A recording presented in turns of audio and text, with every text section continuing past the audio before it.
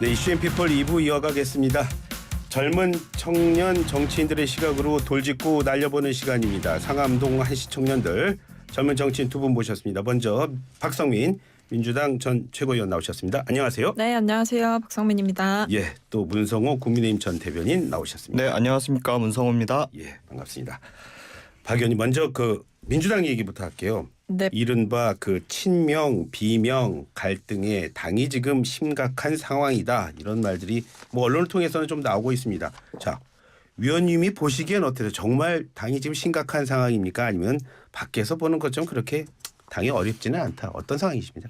저는 뭐 심각한 상황이다라고 보고 있고요. 예. 좀 이번에 돈봉투 뭐 의혹이나 아니면 코인 논란 같은 것들이 연이어 터졌을 뿐만 아니라 예. 이 사안을 수습하는 과정 중에 지도부에 대한 불만들이 좀 소속 의원들로부터 나왔고 예. 그리고 이후에 의원들이 이제 의원총회에서 이야기를 하는 것들을 보면 이번에도 예. 이런 좀 강성 팬덤들의 좀 과도한 공격은 자제해야 된다. 뭐 이런 것들을 자제를 촉구하는 결의안을 작성하자 이렇게 했는데 예. 이게 결과적으로는 무산이 됐습니다. 예. 그러니까 이런 것들만 보더라도 당내에서 뭐 합의점은 일부 있지만 어쨌든 생각이 다른 부분이 훨씬 많고 예. 그러다 보니까 당 안에서 좀 여러모로 예. 토론이나 아니면 반대 의견이 활발하게 개진이 되고 있는 상황이다라고 예. 보여지고요. 예. 중요한 거는 저희가 이제 혁신위를 꾸리겠다라고 쇄신의총에서 결정을 했거든요. 예. 그러니까 당 쇄신을 위해서 진짜 좀 분골 쇄신하는 마음으로 해보겠다라고 이제 결의를 했는데 혁신위가 지금 아직 안 꾸려지고 있고 인선도 사실은 쉽지 않다고 알려지고 있습니다. 예.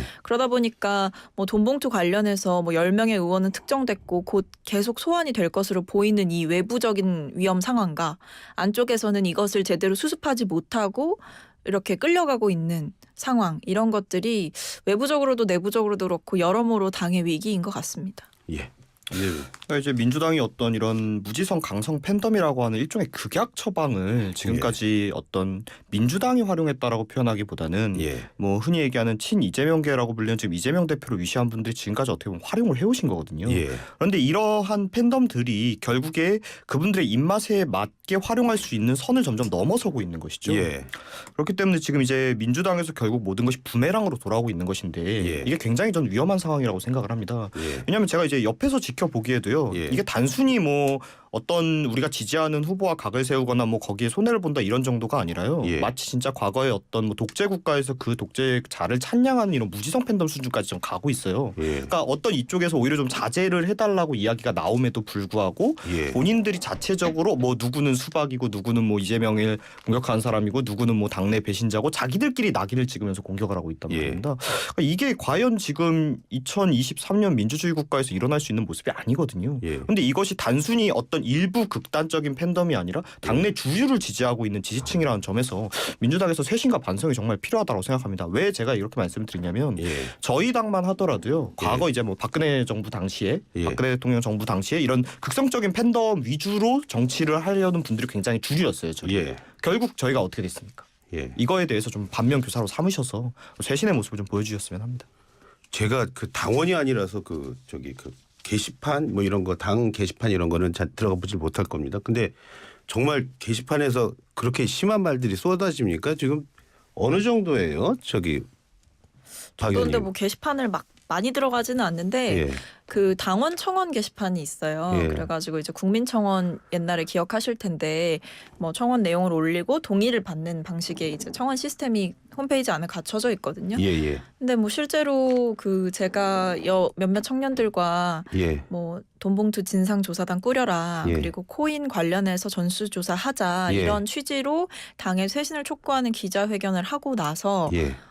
김남국 의원의 사퇴까지도 제가 이제 백브리핑에서 기자들과 얘기를 하다가 말씀드렸고 그 이후에 뭐 이제 뭐 징계 청원이나 뭐 비판하는 청원들이 올라오더라고요. 예. 그러니까 그런 식으로 뭐 당 내에서도 뭐 지지자분들 안에서도 생각이 굉장히 갈리고 있는 상황이고 예. 또 이거를 활용하고 있는 정치인들도 저는 있어 보이고 예. 당 안에서 적정한 선을 이번 기회에 좀 찾아야 되지 않을까 싶습니다. 잘 문제는 그럼 거의 뭐 지금 말씀하신 대로 그런 얘기하면은 들어오는 그 수준이 일반 무슨 그 연예인들에 대한 악플 뭐 이 정도 수준으로 나옵니까? 그것 중에서 좀 굉장히 심한 수준이라고 지금 보고 있습니다. 그래요? 뭐 저희 당도 극렬 지지자분들이 계시기 때문에 예. 뭐 이런 목소리를 내시는 분들이 있는데 민주당 분들이 조금 더 좀 과격한 면이 있어요. 예. 실제로 이런 쓰이는 워딩이나 이런 것만 해도 좀 정도가 좀 심하시고요. 예. 그리고 또 제가 가장 걱정이 되는 부분은 저희 당도 여전히 그런 분들이 계십니다. 예. 흔히 얘기하는 뭐 정광훈 목사님이나 뭐 이런 분들을 추종하시는. 예. 근데 저희는 그런 분들이 어떤 당내 헤게모니를 장악하지 절대 못해요. 구조적으로. 예.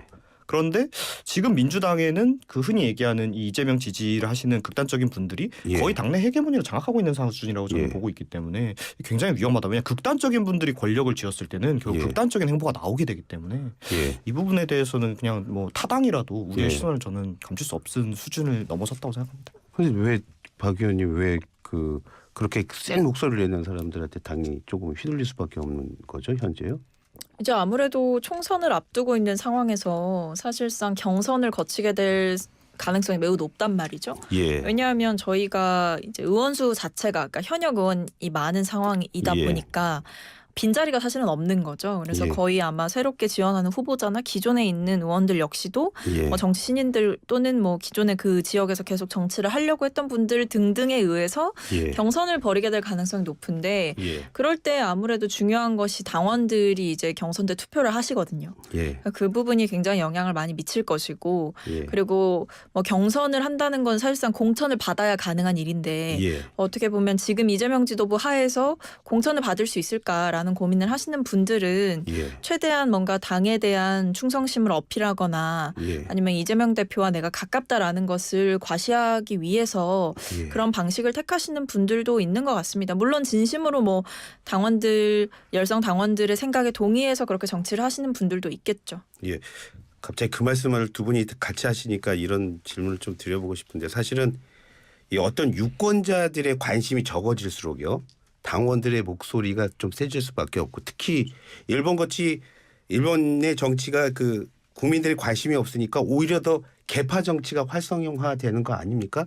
그렇다면 지금의 두 분이 말씀하신 이런 상황이 지속된다는 건 그만큼 우리 젊은이들이 현재 갖고 있는 정치에 대한 무관심 그거 반영하는 거 아닌가요?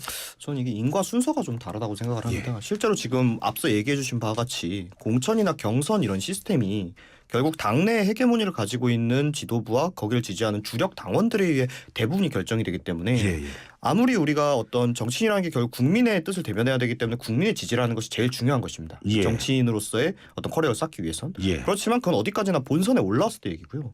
예선에서 결국 그런 당원들의 지지를 받지 못한다면 본선 자체에 진출하지 못하는 지금 구조상에서 국민 여러분들이 아무리 관심을 가져주신다고 한들 이분들이 예선을 올라오려면 결국 이런 당원분들에게 휘둘릴 수밖에 없는 구조라는 것이죠. 그러니까 이거는 국민이 무관심하기 때문에 정치인들이 당원에 휘둘리는 것이 아니라 당원에 휘둘릴 수밖에 없는 법 제도와 정치 구조를 가지고 있기 때문에 국민들이 점점 스스로의 목소리보다는 당원의 목소리만 쫓는 사람들이 정치인으로 성공하는 모습을 보고 무관심해져 가는 것이죠. 그렇기 때문에 저는 이건 정치 개혁, 이런 선거 제도의 개혁이 우선시돼야 된다고 생각합니다. 박 의원님은요? 뭐 일부 그런 면이 있고요. 제가 봤을 때는 일단 그 팬덤은 사실 민주당 같은 경우에는 과거부터 있었어요. 뭐 예를 들면 아주 전통적으로는 노사모, 그 다음에는 문파. 그러니까 문재인 대통령을 탄생시켰던. 그러니까 이렇게 왔고 지금에는 사실 뭐 개딸이라고 통칭되는 이제 2030 여성을 넘어선 엄청나게 초월적인 강성 팬덤까지 이제 포괄해서 개딸이라고 많이 부르더라고요. 예. 그러니까 이게 전통적으로는 있었던 현상이지만 왜 이렇게까지 공격이라든지 아니면 다른 의견과 다른 생각을 가진 사람들을 약간 배척하는 듯한 그 압력으로 작용을 하는가라고 생각을 해보면 예. 일단 환경이 바뀌었죠. 예. 과거에는 뭐 익혀봐야 이메일 이 정도? 아니면 뭐 오프라인에서 뭐 대지저금통 모으고 이렇게 할 수 있는 수단이었다면 이제는 사실 유튜브도 굉장히 많이 생겼고 예. 그러니까 거기에서 또 자기들끼리 뭉칠 수 있는 토양이 굉장히 많이 생겼고요. 예. 뭐 사실 유튜브 문제는 뭐 유튜브를 통한 가짜 뉴스나 또는 유튜브를 통해서 생산되는 극단적인 주장들이 예. 우리 정치를 오염시킨다는 거는 사실 뭐 보수나 진보나 다 똑같다고 생각합니다. 예. 예. 그러니까 그런 약간 환경적인 변화도 있는 것 같고 예. 뭐 문자라든지 아니면 SNS라든지 이런 부분들이 아주 크게 발달을 하게 되면서 예. 사실 이게 좋은 면도 있는 거죠. 어떻게 보면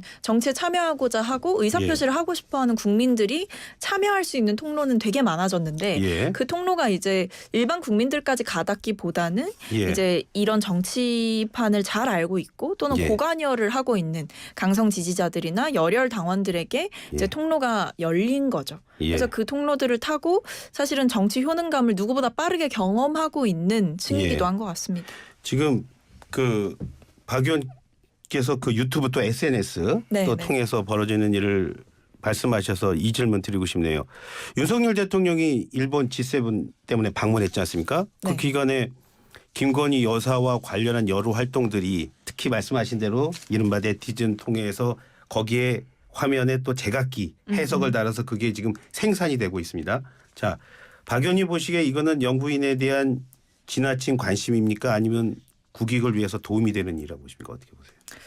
뭐 저는 그 이제 아주 좁혀서 지금 이번에 G7에서 김건희 여사의 뭐 활동 예. 모습이 어땠다 이것보다도 예. 어쨌든 문제는 김건희 여사가 자초하고 있다고 봅니다. 예. 아직까지 제2부속실 안 만들었잖아요. 그런데 이번에 뭐 영부인으로서 수행해야 했던 외고 일정도 분명히 있었을 겁니다. 근데 예. 그런 인력은 기존의 대통령을 보좌하던 부속실에서 일부 떼어서 보좌를 하고 있다라고 예. 하고 있고 예. 근데 그 이전에도 국내에서 보면 대통령보다도 공식 일정, 그러니까 공식적인 일정이 더 많은 경우가 있었어요. 그러니까 예. 그런 식으로 영부인이 분명히 조용한 내조를 약속을 했는데 일단 그 약속을 어떠한 상황 설명이나 반성 없이 깼고 그다음에 본인에게 그동안 계속 요구되었던 투명한 보좌 체계를 갖춰서 국가의 행정 시스템 안에 들어오셔라라는 요구를 대통령실은 계속해서 묵인하고 있죠. 그러니까 저는 결정타가 사실 뭐 사진이나 손짓, 뭐 조명 이런 거는 중요하지 않고 중요한 것은 최근에만 보더라도 영부인이 아니라 사실상 대통령 투 아니냐 이런 의심이 들 정도로 예. 뭐 넷플릭스 투자 유치권을 영부인에게 중간 보고를 했다고 하는데 예. 그 이유가 납득이 안 돼요. 예. 영부인이 콘텐츠에 관심이 많아서 영부인에게 보고를 했다라고 하시는데 사실 그것은 월권이라고 저는 생각을 합니다. 그러니까 여자니까 어떤 역할에 국한되어 있다라는 성차별적인 관점으로 이것을 보는 것이 아니라 예. 영부인은 선출되지 않은 권력이잖아요. 그렇기 때문에 더 조심스럽게 다뤄야 합니다.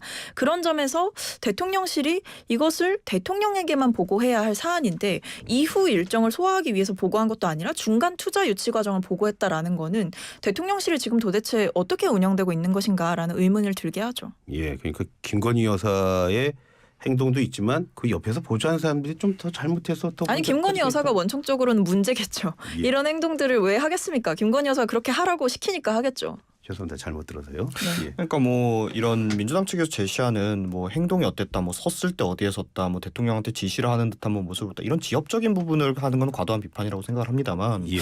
결국에는 저희도 이걸 인정해야 된다고 생각합니다. 저희가 공약으로 예. 대통령 영부인께서 조용한 내조를 약속하시고 거기에 따른 부속실을 해체를 하셨으면 예. 그 공약을 지키시거나 예. 아니면 정말 그렇지 못한 상황이 됐다면 예. 국민들 앞에 그걸 지키지 못한 것에 대한 사과와 왜 예. 그렇게 지키지 못해 됐는지에 대해 설명을 하고 예. 예, 말씀하신 바와 같이 제대로 부속실을 설치를 해서 예. 올바른 어떤 그 감시 시스템을 갖춘 권력을 행사하는 방향으로 가야 하는데 예.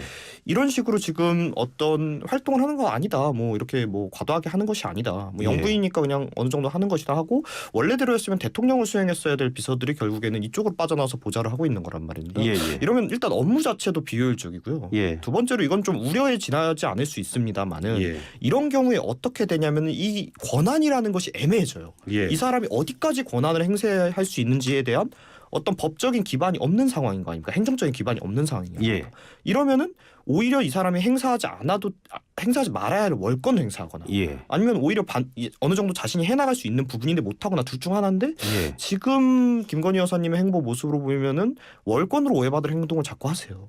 그러니까 이거 결코 좋은 모습이 아니거든요. 그러니까 결국에 그렇게 해나가셔야 된다면 본인이 전 그렇게 해나가셔야 된다면 예. 그냥 공약을 지키지 못한 것에 대해 국민들께 떳떳하게 사과를 하시고 예. 부속실을 설치하셔서 예. 올바른 행정 체계 내에서 감시받는 권력으로서 행동을 하셔야 된다고 생각합니다. 그러면 문 대변인은 지금 영분의 활동 영역은 어느 정도까지 돼야 한다고 보십니까? 이게 사실 좀 애매한 부분입니다. 결국 이 민주주의 국가에서의 권력은 선출된 권력과 그 선출된 권력이 임명한 권력들만 어떤 행사할 수 있어야 되거든요. 근데 이제 이 영부인이라는 직책 자체가 선출된 권력도 아니고 임명된 권력도 아니거든요. 그러니까 어디까지 행사할 수 있는지가 굉장히 애매한 부분이 있어요. 그럴 때는 이제 결국에는 이런 부분 좀 보수적으로 가야 된다라고 생각을 합니다. 왜냐하면 권한의 행사라는 것은 좀 나이브하게 많이 행사할 수 있게 했을 때 생기는 폐해가 더 크기 때문에 설사 영부인이 조금 그 정도까지는 해도 된다 하더라도 좀 타이트하게 잡는 것이 좀 맞다고 생각합니다. 저는 심플하게 봅니다. 일단 예. 첫 번째 외교 일정에 동행하는 거, 그 다음에 그 외교 현장에 가서도 뭐 한인 사회 주민들을 만난다든지 청년들을 만나서 이렇게 교류하고 영부인이 직접 이제 대통령이 가지 못하는 일정들을 챙기는 경우가 있어요. 예. 그런 거 해도 된다고 생각하고요. 예. 국내에서도 너무 과도하게 뭐 대통령보다 많이 일정을 잡고 이런 거는 조금 적절하진 않겠죠. 왜냐하면 예. 인력과 예산이 들어가는 일이기 때문에. 하지만 대통령이 다 보지 못하는 사안들에 대해서 예를 들면 뭐 보통 영부인들이 전통적으로 좀 많이 관심을 가졌던 게 뭐 아동학대 문제라든지 이런 영역들이 있어요. 그러니까 이런 부분들을 좀 잘 케어할 수 있다면 해도 되죠. 소외되고 하지만 어려운 사람들. 네네 소외되고 어려운 사람들에 대해서 한 번이라도 이렇게 대통령실에 신경을 쓰고 이런 모습들이 보여진다면 좋겠지만 예. 중요한 것은 이것이 공적인 체계 없이 계속해서 반복이 된다면 아마 이 논란은 끊이지 않을 거고요. 예. 아무리 좋은 취지로 기획을 한다고 한들 예. 혹시나 사적인 권력이 개입하는 것은 아닌지 예. 이건이 뭐 문제가 이건 다툼이나 이런 부분이 생길 수 있는 것은 아닌지 예. 또는 부정한 방식으로 일정이 운영이 되는 것은 아닌지 예. 왜냐하면 과거에 민간인이 뭐 대통령 내외가 순방을 나가는데 거기에 이제 탑승한 대통령 전용기에 탑승한 사례가 있었잖아요. 근데 알고 보니 인사비서관의 부인이고 그러니까 이런 말도 안 되는 일이 재발하지 않으려면 저는 공식적인 시스템을 속히 만드셔라라고 생각합니다. 오늘은 두 분의 의견이 좀 많이 비슷해서 예, 놀래기도 했고 한편은 또 제가 또 개인적으로 또 많이 배웠습니다. 예, 두 분 말씀 오늘 고맙습니다. 예, 지금까지 문성호 국민의힘 전 대변인 그리고 박성민 민주당 전 최고위원과 함께 했습니다.